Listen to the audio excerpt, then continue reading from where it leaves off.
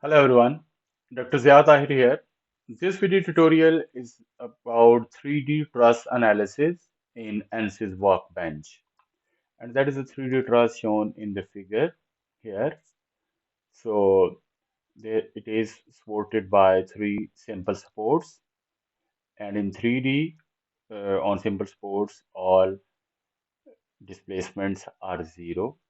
So a three-dimensional truss is shown in the figure. All members are made of steel with a modulus of elasticity 29 into 10 to the raised power 6 psi, Poisson's ratio of 0.3, and a cross-sectional area of 3.093 square inch. So for this one, I'm going to assume a circular cross-section, and the Cartesian coordinates were joined with respect to the coordinate system. They are shown in this figure, so that is a problem description. And what is required? Required is determine deflection of each joint. So the deflection on each joint. So because here there are three supports, so there will be no displacement on that. And then for these two nodes, so deflection is required, but I'm going to calculate for all three. Stresses in each member, so stress in each member, and then reaction forces on the support, so that is required. So this is problem 3.15 from chapter number 3, process of the book Finite Element Analysis, Theory and Application with ANSYS, Saeed Moaveni, and then fourth edition. So it's here. So that is chapter 3, problem 15. Chapter 3 is process, and then it is from the Finite Element Analysis, Theory and Application with the ANSYS, fourth edition by Saeed Moaveni. So you can watch that 2D truss analysis in ANSYS Workbench. So these are the two videos which explain that 2D truss analysis.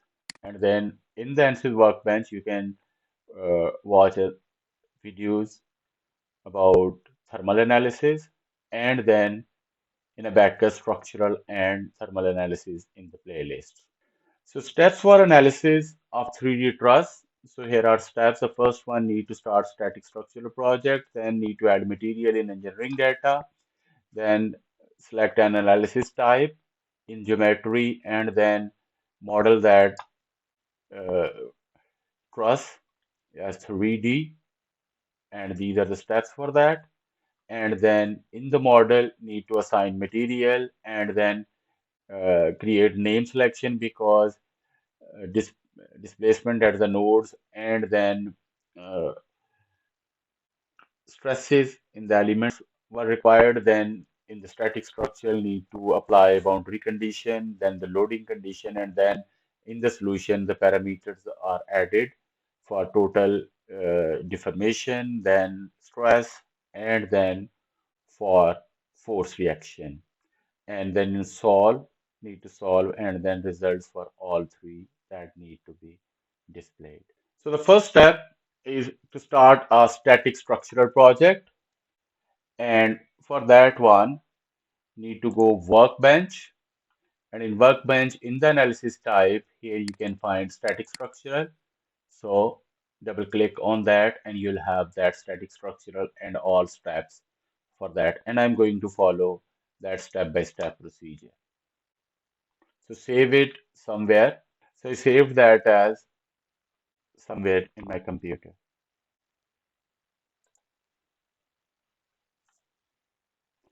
The next step is in engineering data, add material. So the material for this one is stainless is steel. So you can go to engineering data, click on that.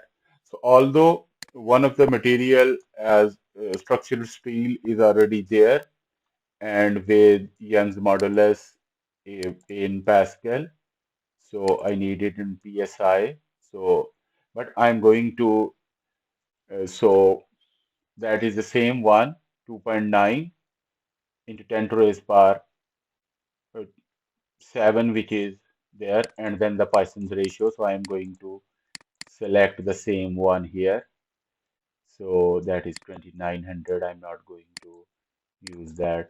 Okay, I'm going to use that the same material. Otherwise, you can add a material here, steel, and for that steel material in the linear elastic isotropic elasticity here, and then first change the units to psi, and then that is 29 e raised per 6, and then the Poisson's ratio is zero point 0.3.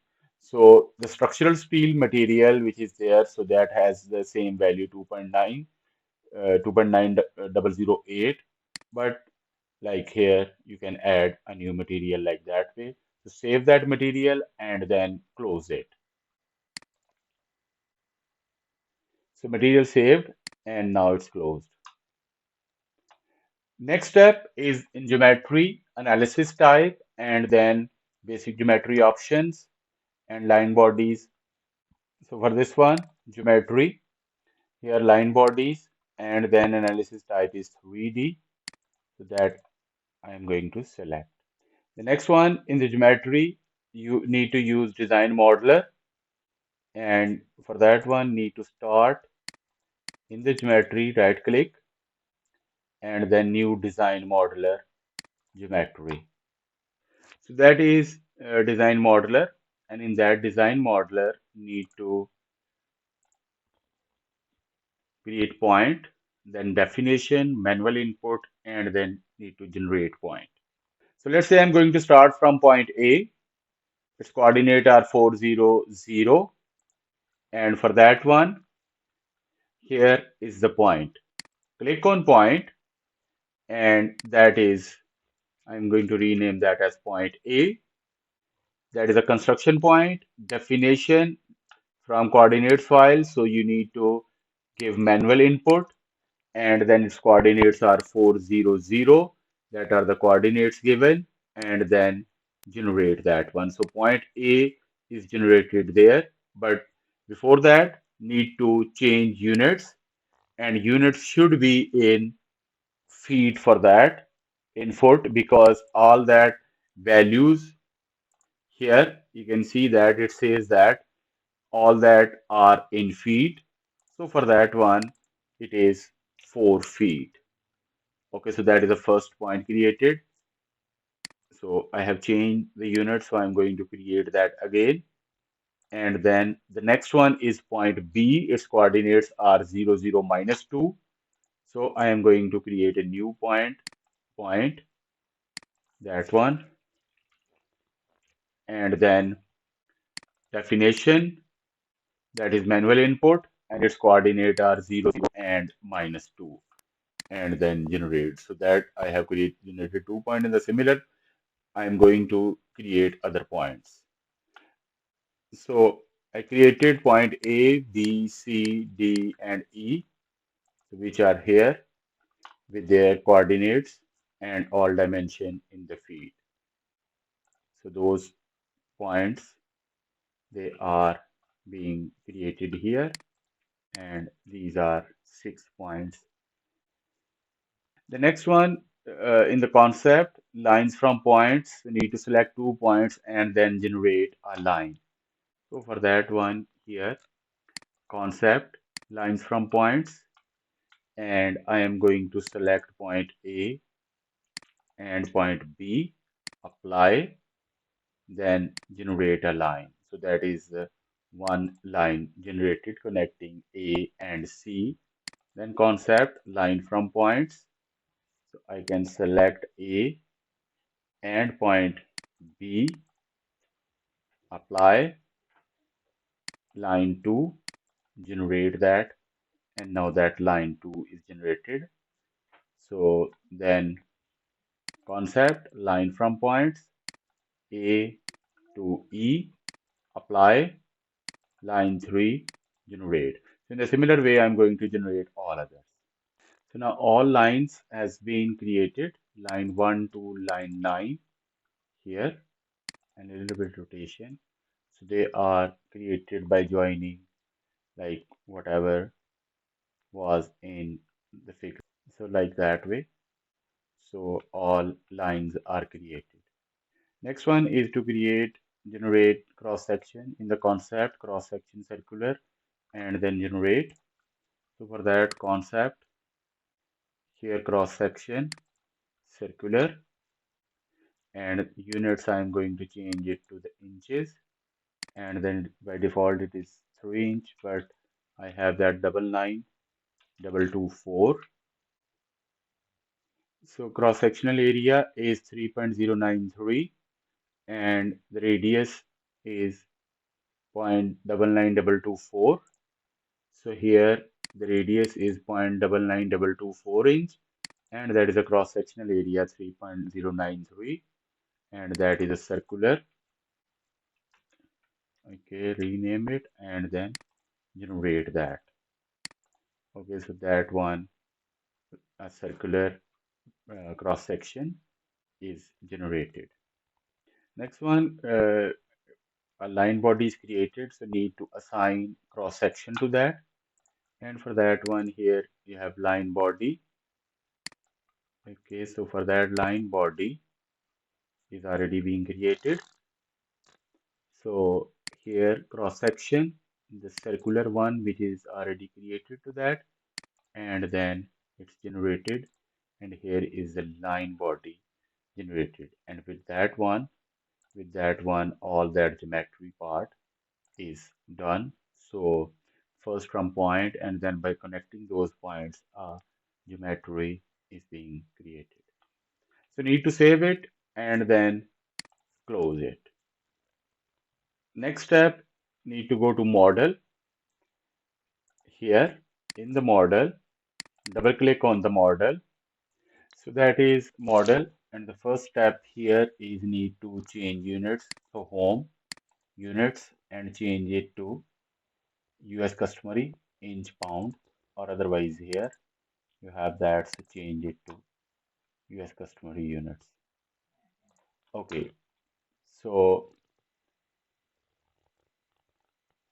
in the geometry, the first in the model need to go geometry and then assign that material which already created, and then in the model type need to select link or truss, and for that one here the first one in the geometry, click on line body, then material assignment is one steel which I have just created, and then here model type need to change from beam to link truss. So that is now the first part is done.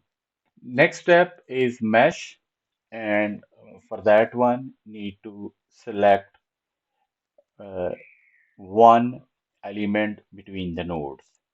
So for that one here you have mesh, so need to go mesh sizing, and in the sizing it says that geometry selection, and for that one need to select these edges elements, and with box selection, so with the box selection they are being selected, so apply, and now by default it is giving them some number of elements. Okay, so here in the type, instead of element size, number to go division, and that just one element, and then one element between two nodes, and then hit generate. Okay, so now you can see that nodes mesh is created. Next step is create name selection for nodes and for elements. So for that purpose, so there are five nodes. There are five nodes, and then there are 9 elements. So for that one, selection mesh by ID, and nodes. There are five nodes, so 1 to 5. So select. So those fives are being selected, and create a name selection.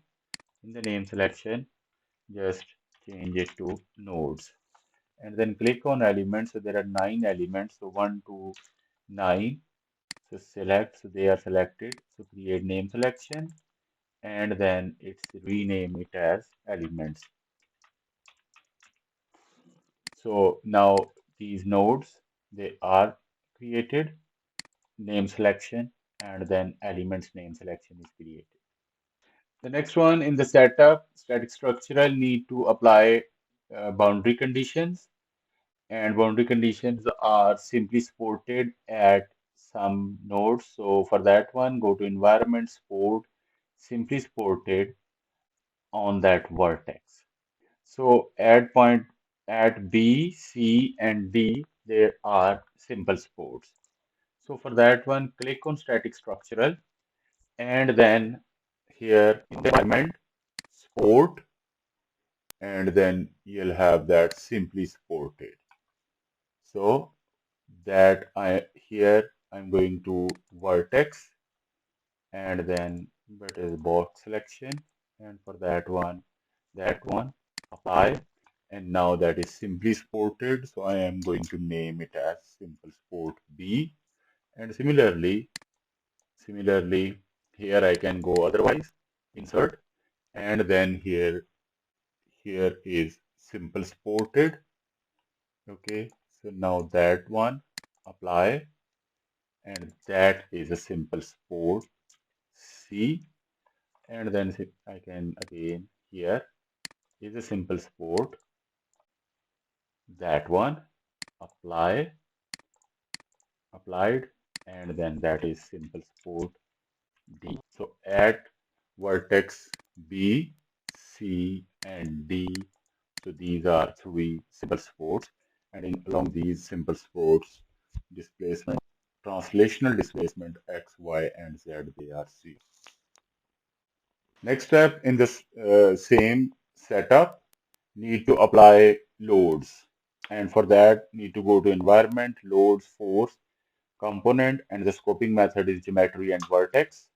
So here two loads are being applied at A, which is 250 pound and 250 pound in y direction downward, and then 150 pound in negative z direction. And similarly at point E, 250 pound negative y and 150 pound in negative z. So for that one, uh, click on static structural, and then here you have loads, and click on force and force. So for that one, vertex, so that is a vertex selected, apply, and then here instead of vector need to go to component, and then that is here in y is minus 250 pounds. So I am going to name it as force in y direction at point A. So that one is there in y direction. So I'm going to show isometric view. So just I'm going to copy that one. Sorry, I'm going to duplicate that one, and I'm going to rename that as, instead of y, z at point A. And that is at that one, it is so 0, and it is minus 150 at that one. So that is 150. Okay, so minus 150, and that one is minus 250. And similarly, the same loads are being applied at E. So I am going to duplicate them. So duplicate, or otherwise leave that. So otherwise you can static structural, insert, and then you'll have force here. So that is a force. So now I am going to select that vertex, apply, and here vector, and then components, and then this one in y, that is minus 250 pounds. So that one I'm going to rename that in y direction at node E. And again here force. So I'm going to select that vertex, apply it, and then instead of vector is component, and now this time in z direction is minus 150. So I am going to rename that as z at point E. So now these are four forces being applied at vertex A and at vertex E. So next step in the solution, need to add parameter and deformation is required. So I'm going to add total deformation and directional deformation about all nodes. So for that one, in the solution, here is the deformation total deformation, and then deformation in X, Y, and in Z direction. So let's say that one, I'm going to rename that X, the other one as Y, and next is Z, and then deformation. So I want here instead of geometry selection, I'm going to name selection. And for that one is nodes and orientation is X. For the other one, instead of geometry selection, it is name selection for nodes and then X, that is Y. And then we have here like name selection, and that name selection is nodes in Z direction. So now that deformation at all nodes in X1, that is in Y, that is in Z. So, and that is the total deformation. The next one, normal stress is required. And for that one, need to go to stress, and there is nothing here. So for that one, go to solution, and here post processing. Okay, beam section results, click it, yes. Beam section result, yes. And now you have stresses there, and that is normal stresses, and normal stresses for all elements. So name selection and then all elements, so that is a normal. So normal stress is added in the solution. Next step is force reaction at each sport are required, and for that need to go to probe and then need to add boundary conditions and whatever are the sports names. So I have here for that I actually name them B, C, and D. So in the solution, here you have probe. In the probe, need to go to force reaction. Okay, so force reaction, that is force reaction 1 at simply sport B. So I'm going to rename that as B. Then again on the probe, so that is beam reaction. So similarly, in the probe, need to go force reaction C, so that is C, and then or otherwise you can go here, insert. So in the solution, right click insert, and then that is a probe, force reaction, and D, and then here I am going to rename that. So you will have B, C, and D corresponding to each sport. Next step is solve, and that is very simple. Just click on the solution and then solve. So there are green ticks on all that information in the solution which was added. So it is solved now. The next step in the results, need to check that directional deformation. And for that one, here is the total deformation, and that is for total deformation that the minimum and maximum, and the directional deformation in X direction, Y direction, and then Z direction, and then you can export that, export text file for that, or need to check that where is the maximum, where is the minimum, like the total deformation, the minimum, and then that is the maximum. And then with the probe, you can find out at any node that how much is like these simply supported. So that's why there are no displacement. Here are the add other two nodes.